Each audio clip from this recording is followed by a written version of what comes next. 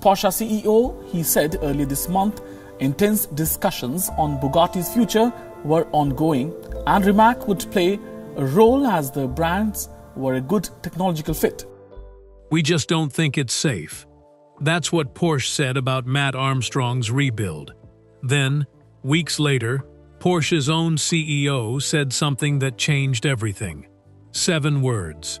Words that Bugatti never saw coming, and words the entire automotive world instantly connected to a wrecked $6 million Chiron sitting in a Leicester workshop. Was Matt Armstrong right all along? Did Porsche just hand him the ultimate validation, or expose a corporate empire crumbling from the inside? A billion-dollar brand, a locked VIN, and a self-taught mechanic who refused to quit. Let's dive into the evidence and uncover the truth. The crash that started it all. A phone rang in a small garage in Leicester, England. On the other end was a man named Alex Gonzalez, and he had a problem worth almost $2 million. Neither man on that call knew it yet, but the conversation they were about to have. But then to buy this back, and you spent how much? I spent $2 million cash. Yeah, you can't finance like a crash damaged car. Would end up dragging in 2 of the biggest names in the automotive world, expose a hidden power struggle inside a billion-dollar company, and turn a private car repair into a public referendum on who really owns a machine once it leaves the factory. His Bugatti Chiron Per Sport, one of only 60 ever built, was sitting in a Miami workshop with its front end torn apart. The carbon fiber spine was cracked. The transmission housing was shattered. Airbags had deployed and never been replaced. Insurance had already made its decision. The car was totaled, worth nothing on paper, worth everything to the man who owned it. Most people in that position would take the insurance check and walk away. Alex didn't. He bought the wreck back from a salvage auction for close to $2 million out of his own pocket for a car that experts said might never run again. Then he made a second decision that shocked everyone watching. He didn't call Bugatti. He called Matt Armstrong. Matt wasn't a factory-trained engineer. He didn't have a workshop full of proprietary diagnostic tools or a degree from a German technical university. What he had was a YouTube channel, a reputation for bringing wrecked supercars back to life, and a habit of doing things people said couldn't be done. He flew to Miami, walked around the car twice, ran his hands along the broken carbon fiber, and said yes. That single word set off a chain reaction that neither Matt nor Alex could have predicted. Within days, word reached Bugatti's headquarters in Molsheim, France. A YouTuber, working out of a garage with no factory support, was about to attempt a full structural rebuild on one of the rarest hypercars on the planet. Bugatti's response was immediate and cold. They locked the car's VIN number in their system. That single move meant no authorized Bugatti dealer anywhere in the world could sell a single part for that specific chassis. Not a bolt, not a bracket, nothing. It wasn't a suggestion. It was a wall, built overnight, with one clear purpose: stop this rebuild before it started. Matt didn't have access to Bugatti's parts catalog anymore. He didn't have blueprints. He didn't have a reference scan of what the car was supposed to look like before the crash. What he had was a torn-apart Chiron, a small team, and months of work ahead of him, with no guarantee any of it would succeed. He split the car in half to access the damage properly, something Bugatti themselves said only a handful of facilities in the world were equipped to do. He sourced airbags from an Audi A3 because the part numbers happened to match. The windscreen out and all of the deployed airbags. Everyone who's got an Audi A3, you have a Bugatti in the airbag. He built a replacement crash bar from scratch, by hand, without a single reference drawing, spending more than 60 hours on that piece alone. Every step was documented, every failure, every small win, Every moment of frustration went straight to his audience. And with every video, more people started asking the same question. Why was one of the most famous car companies in the world so determined to stop a single mechanic from saving a car nobody else wanted to touch? Alex had known Matt for years before the crash ever happened. He'd watched Matt rebuild wrecked Ferraris and Lamborghinis on camera, machines other shops had already written off as scrap. So when his own Chiron ended up in pieces, calling a factory-authorized center wasn't even something he considered. He wanted the person who had already proven he could bring dead cars back to life. For Matt, the offer was different from anything he'd tackled before. A Lamborghini gearbox or a Ferrari chassis had aftermarket support, forums full of other mechanics who had done similar repairs, and parts suppliers willing to sell to anyone with a credit card. A Bugatti Chiron had none of that. Only 60 poor sport models existed on the entire planet, and the company that built them had made it very clear they intended to keep total control over every single one. The wall Bugatti built. Somewhere inside Bugatti's leadership, a decision was made that this rebuild needed to be stopped publicly, not just quietly blocked behind the scenes. That's when Matt Rimac, the CEO of Bugatti Rimac, stepped in front of a camera. I'm Matt Armstrong, founder and CEO of Rimac Automobile. He didn't attack Matt Armstrong personally. In fact, he said the opposite. He said he respected him, that he watched his content, that he thought the work Matt did was genuinely impressive. But then he drew a hard line, and it was one sentence that automotive fans would repeat for months afterward. You can't do that in a garage. Rimac explained that the crash hadn't just dented a panel or cracked a headlight. The gearbox housing was destroyed. The structural monocoque, the carbon fiber shell that holds the entire car together and keeps a driver alive in a crash, had suffered damage that went far beyond anything cosmetic.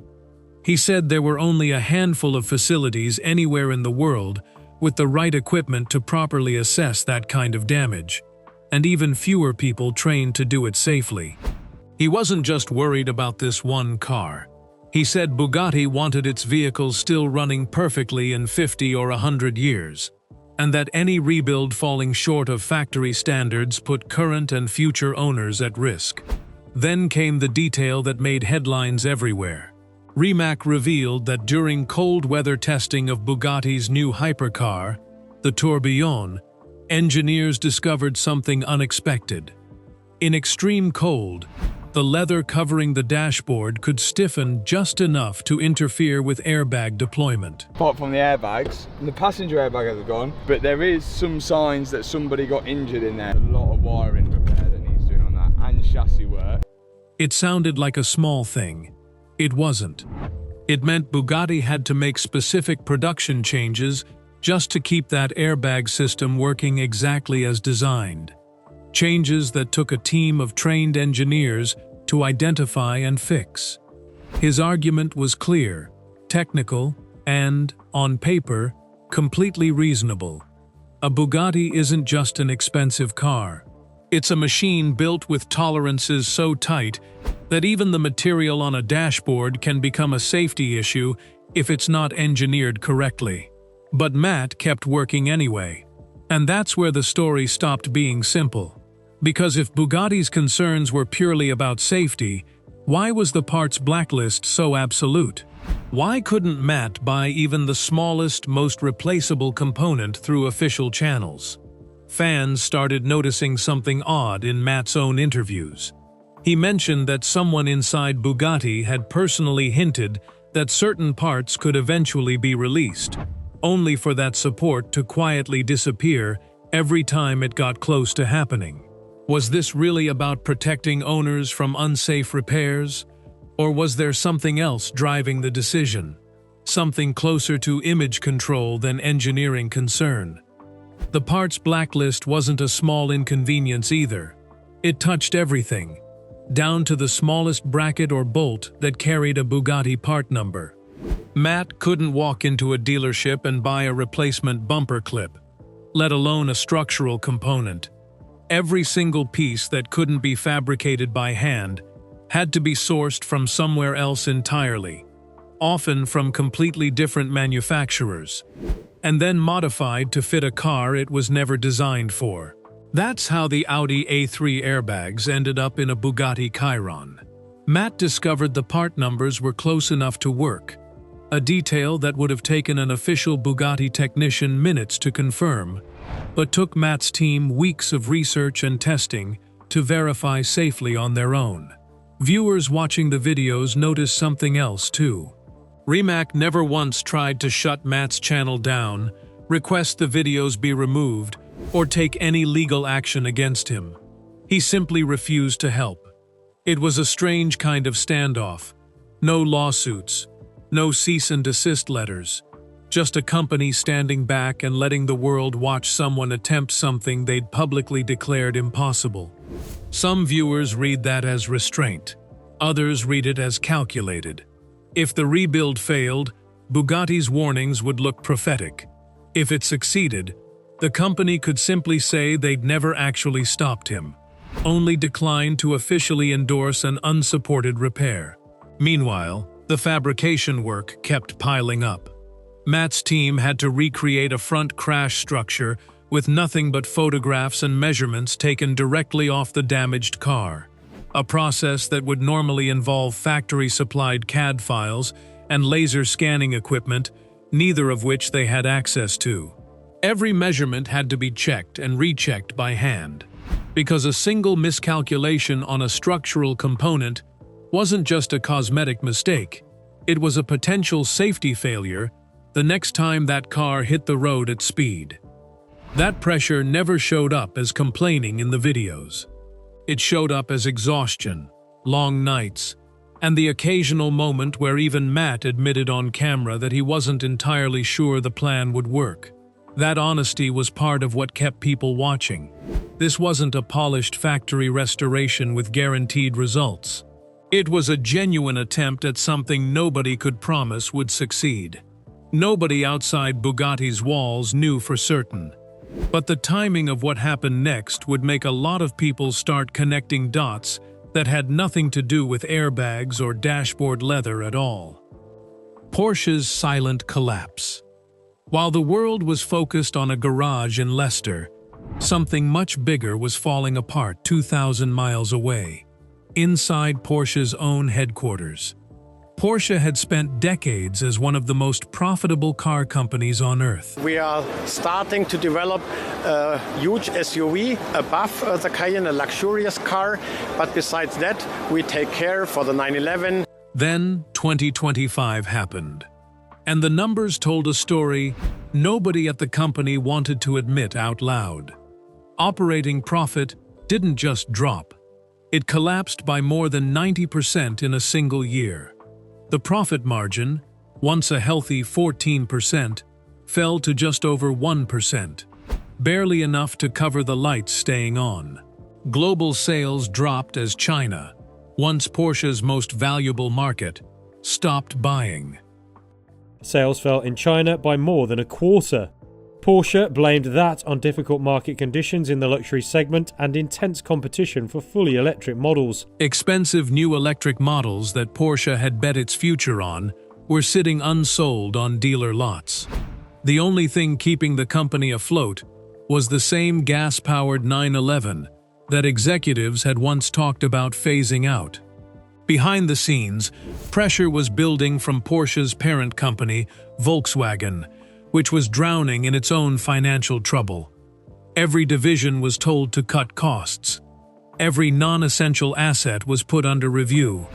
And that's when someone in Porsche's leadership looked at a spreadsheet and saw a 45% stake in Bugatti Rimac sitting there, worth roughly $1 billion, and completely unrelated to Porsche's core business of building sports cars people could actually afford. On April 24, 2026, Porsche made it official.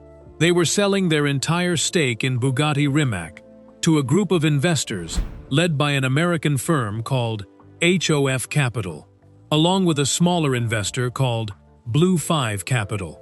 The deal handed full control of Bugatti back to Matt Rimac, the man who had built his career starting in a garage himself, converting old BMWs into electric prototypes, before eventually founding one of the most advanced hypercar companies in the world.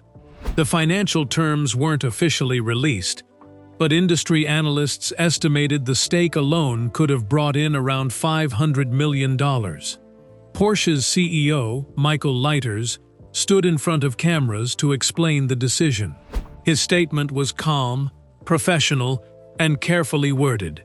Exactly what you'd expect from a company trying to control the narrative around a billion-dollar exit. He thanked Rimac for years of what he called constructive cooperation. He said Porsche had helped lay a strong foundation for Bugatti's future. Then he said something that sounded routine on paper but landed completely differently, given everything happening in Leicester. He said Porsche needed to focus on its core business. 7 words. And within hours, those 7 words were everywhere. To understand why the timing mattered so much, it helps to look at what Porsche's Bugatti investment actually represented. Back in 2021, when Porsche and Rimac Automobili merged their hypercar operations to form Bugatti Rimac, it was framed as a partnership between old-world craftsmanship and new-world engineering talent. Porsche brought decades of manufacturing credibility. Rimac brought electric powertrain technology nobody else in the industry had matched. On paper, it looked like the future of the hypercar business. 5 years later, that future looked very different. Bugatti wasn't losing money on its own.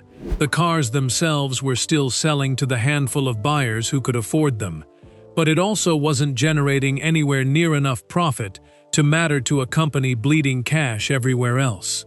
When Volkswagen's finance team went looking for anything that could be sold quickly, without damaging Porsche's actual sports car lineup, a hypercar brand producing a few dozen vehicles a year was an easy answer.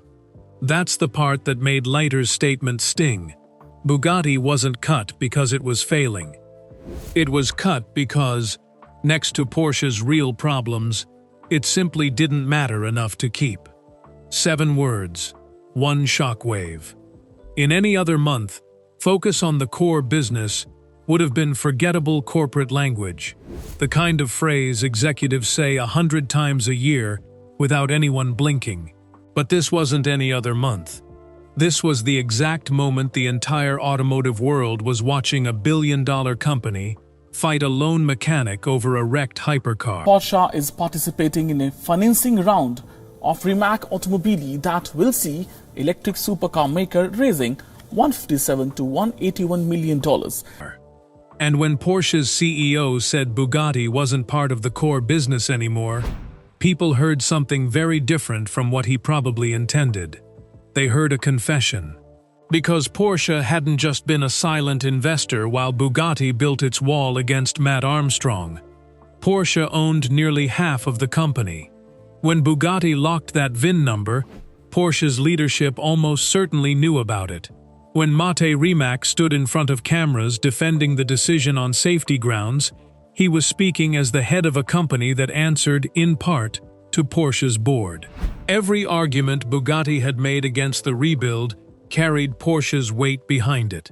And now Porsche was walking away, not because of a falling out, not because of a scandal, but simply because they needed cash, and Bugatti didn't fit the plan anymore. Comment sections exploded within hours. Some viewers argued the exit proved the whole fight had been about protecting a brand's image rather than genuine safety concerns, and that Bugatti had been willing to block one mechanic's project to avoid bad press, right up until protecting that image stopped being worth the money. Others pushed back, insisting a billion-dollar financial decision had nothing to do with a YouTube rebuild, and that people were reading a connection into pure coincidence. Matt Armstrong himself had already offered a more measured take months earlier. In an interview, he compared his relationship with Rimac to a rivalry between two people who actually respected each other, more personal disagreement than corporate war. He believed someone inside Bugatti had blocked the parts sale even after Rimac had indicated it might be possible, suggesting the real resistance was coming from somewhere above Rimac's own desk. If that was true, then the corporate pressure Matt had been fighting against for months had just lost its biggest source of institutional weight. And that raised an even sharper question. Had Rimac personally wanted to help all along, only to be overruled by a board that answered, at least in part, to Porsche's own priorities? There was no way to prove that theory completely. Corporate decisions rarely come with a paper trail the public gets to see. But every piece of circumstantial evidence, the personal warmth toward Matt, the hints that support was possible, the sudden institutional exit right as the controversy peaked, pointed in the same direction for anyone willing to connect the dots. The timing left people with an uncomfortable question. If keeping Matt Armstrong out of that Bugatti mattered so much to protect the brand, why was the company willing to walk away from Bugatti entirely just weeks after digging in so hard? Automotive forums split into two loud camps almost instantly. One side treated the exit as proof that the entire parts blacklist had been about optics from the start, a company trying to look responsible while quietly deciding the whole venture wasn't worth the trouble. The other side argued that mixing a billion-dollar corporate restructuring with a YouTube rebuild story was exactly the kind of reach that generates clicks, but has no real substance behind it. What made the debate impossible to settle was the silence from both companies. Neither Porsche nor Bugatti addressed the connection directly. No press release mentioned Matt Armstrong. No statement acknowledged the parts blacklist at all. That silence, more than any specific comment, is what kept the story alive across comment sections and car forums for weeks afterward. For a company that once looked untouchable, the exit made Bugatti's tough stance look less like unshakable principle and more like a policy that lasted only as long as it was financially convenient. What comes next? Porsche's exit didn't change Bugatti overnight. The factory in Molsheim kept building cars. Engineers kept working on the Tourbillon, the brand's next hypercar, now powered by a hybrid V16 engine. This is Bugatti's new 8.3-litre V16 engine that's due to go into the successor to the Chiron, producing 1,800 horsepower. Production didn't stop for a single day. What changed was who was in charge. With Porsche gone, Matt Rimac now had full operational control of the company he had spent years building toward. His new partners, HOF Capital and Blue 5 Capital, brought a completely different mindset to the table. HOF's portfolio included stakes in SpaceX and other technology-driven companies, signaling a very different philosophy than the conservative, tradition-bound approach Porsche and Volkswagen had brought for years. For Rimac personally, this was the culmination of a journey that started in a garage in Croatia, converting old cars into electric prototypes because nobody else believed in his idea. Now he controlled one of the most legendary car brands on earth. Two companies, it's Bugatti Rimac and Rimac Technology. And now I just appointed finally a CEO for Rimac Technology, so... With fewer corporate restrictions than at any point since Volkswagen revived Bugatti back in 1998. The question everyone wanted answered was simple.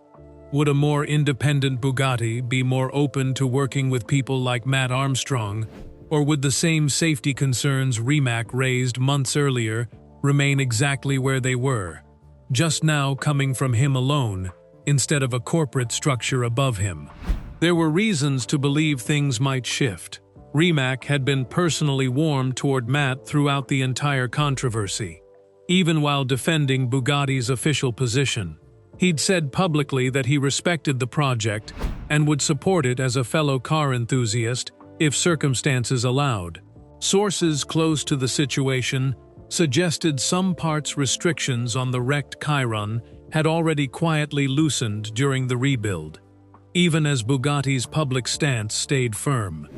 But there were reasons for doubt too. The engineering concerns Rimac raised about structural safety. They have to split the car in half. You can't do that in a garage. There's just a few places in the world with the right equipment and only a few people in the world with the right training to be able to do that. Hadn't disappeared just because ownership changed. A car rebuilt outside factory oversight carried the same liability risks no matter who signed the paperwork at headquarters. Inside Molsheim itself, the shift in ownership carried a different kind of weight.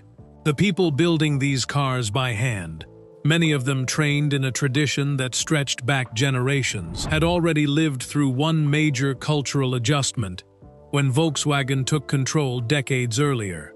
Now a new set of investors, this time American, technology-focused, and far removed from the auto industry's old ways of doing things, were about to reshape decisions at the top. Nobody expected the factory floor to change overnight, but everyone understood that the company's priorities, its pace, and its appetite for risk were about to look very different than they had a year earlier.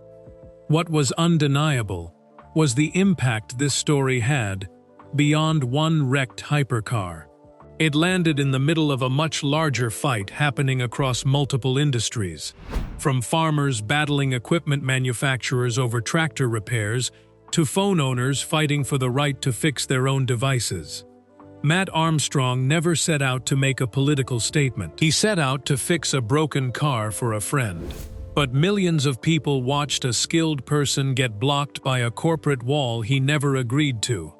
And that story did more to put right to repair in the public conversation than any lobbying campaign ever could. So where does that leave things? Porsche is stepping away. Bugatti belongs almost entirely to Matt Rimac now. And the mechanic they once said could never finish this rebuild is still out there, welding, fabricating, and proving them wrong one part at a time. Was that statement really validation for Matt Armstrong, or is Bugatti still holding on to a point that no ownership change can erase? We want to know what you think. Drop your take in the comments below, and let us know if you believe Matt deserved the support he never got. If this story pulled you in, hit that like button, subscribe for more deep dives like this one, and turn on notifications so you never miss what happens next. Thanks for watching, and we'll see you in the next video.